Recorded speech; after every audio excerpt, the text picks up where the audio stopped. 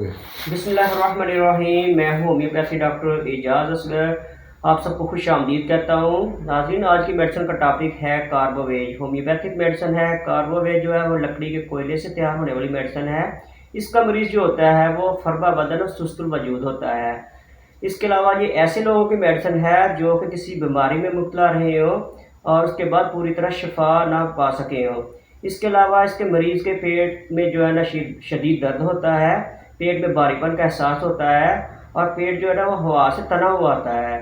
اس کے علاوہ جو ہے صبح اٹھتے ہی متلی آتی ہے اور پیٹ ہوا سے بھر جاتا ہے۔